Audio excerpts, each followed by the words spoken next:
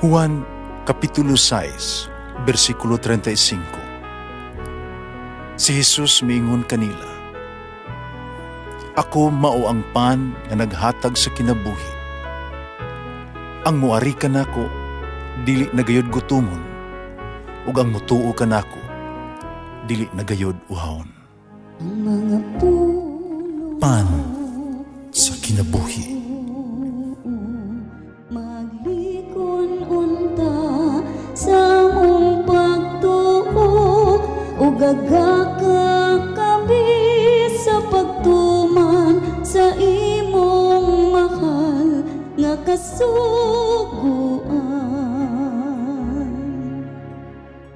Ang Ginoo manaa kaninyo. Santo sa Ebanghelyo sumala ni San Marcos. Miabot ang inahan og mga igsoong lalaki ni Jesus. Dito sila sa gawas sa balay og nagpasugo nga buot sila makikita kaniya. Usa ka pundok sa mga tao naglingkod libot kang Jesus. Mingon sila kaniya, ang imong inahan og mga igsoon atoa sa gawas. Nabuot sila magkikita kanimo. Si Jesus mitubag, kinsa ba ang akong inahan o mga igsoon? Niya mitanaw si Jesus sa mga tao na nag-aliron kaniyag miingon, aniya ang akong inahan o mga igsoon. Kaya ang nagtuman sa bisan unsa nga gisugo sa Dios kaniya, maong akong igsoon o akong inahan. Ang Ebanghelyo sa Ginoo. Pasalamati ang Ginoo kay siya maayo, ang iyang gugma mulungtad hangtod sa kahangturan. Pasalamati ang Diyos sa tanang mga Diyos, ang iyang gugma malungtaron. Pasalamati ang Ginoo sa mga Ginoo, ang iyang gugma balungtaron.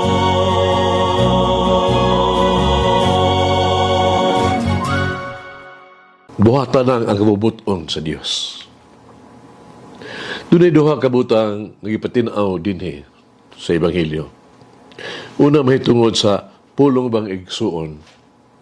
Ang Hebrehanon o Aramaico, ang opisyal nga mga pinulungan niadtong panahona, walay specific pulong alang sa pulong nga igagaw.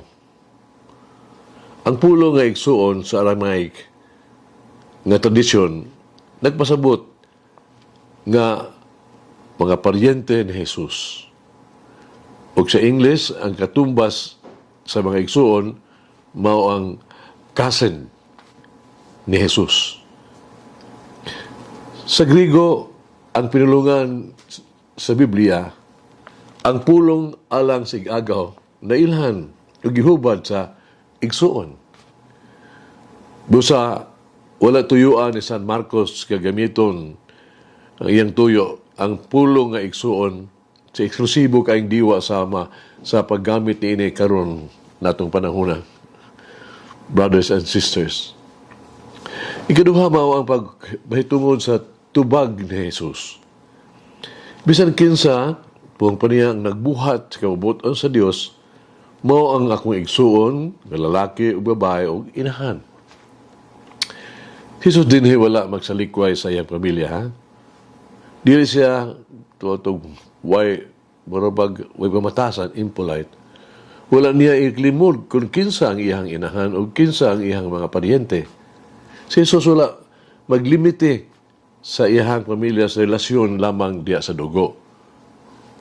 Uban sa tubag ni Jesus, iya kining gipaabot aron kita maapil sa iyang pamilya. Sa usa pagiya.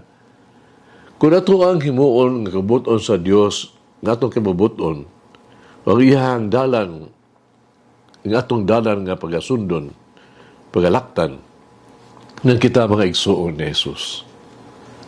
Kung ato ang kuhaon ang pulong sa Dios, ingon nga atong kinabuhi, no?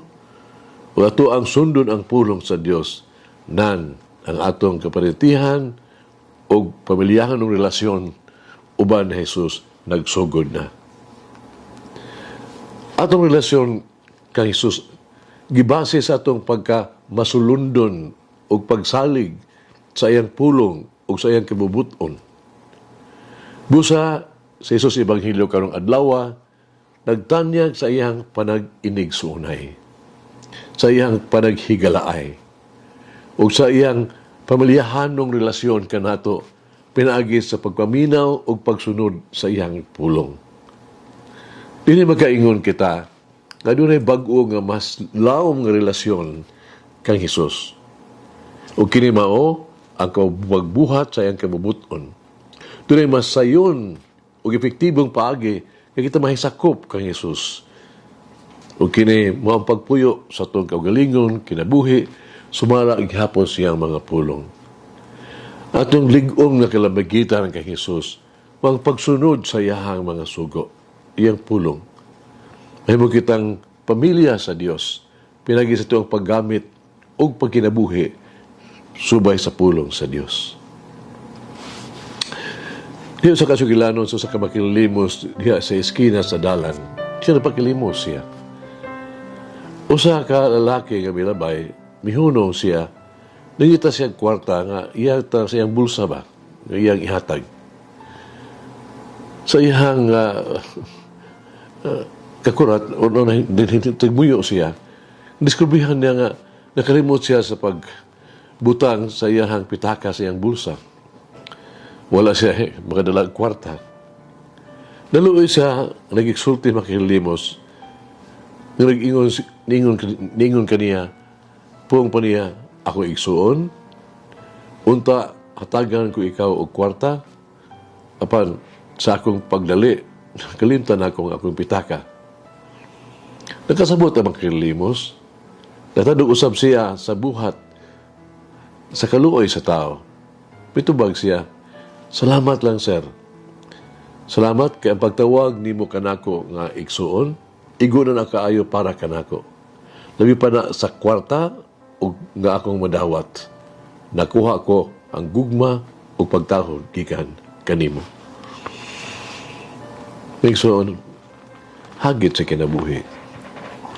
Unsa ang kabubuton sa Dios alang kanato o alang sa atong pamilya. Usa nato pagtuman kini sa tuang kinabuhi o sa tuang pamilya. Doon sa mga butang o bisang mga tao nga makababag kanato sa pagtuman sa kabubuton sa Dios. Alang kanako o alang sa atong pamilya. Mag-ampo kita. Ako mahigugmaon balaan ng Diyos Jesucristo. Pabusahanon kong ibutang ubos sa imuhang panalipod o maumahon kaayo nga pag-atiman sa ako ang banay. Hupti sila kanunay og luwas og maayo nga panglawas. Hupti sila kanunay sa luwas gikan sa kadaot o aksidente. Ibutang sila kanunay sa imong igugmaon, maluluyon nga pagbantay. Pausahanon kung mag-ampo alang kanila o akong balaan o Ginoong Hesus na sila usab magtipig kanimo sa ilahang mga kasing-kasing o sa ilahang mga panimalay. Hinaot, na kanunay nilang tumanon ang imong kibubuton, tumana ang imuhang pulong ug mosunod sa imong dalan. Amen. Oh, may it guide me in my daily life to do the will of God. Mulangin ang Diyos magagahom sa tanan, Amahan, Anak, o Espiritu Santo. Amen. May the Lord of the divine mercy bless us all, heal us from all diseases and suffering. Ayun unta niya kita, tanang mga sakit na sa lawas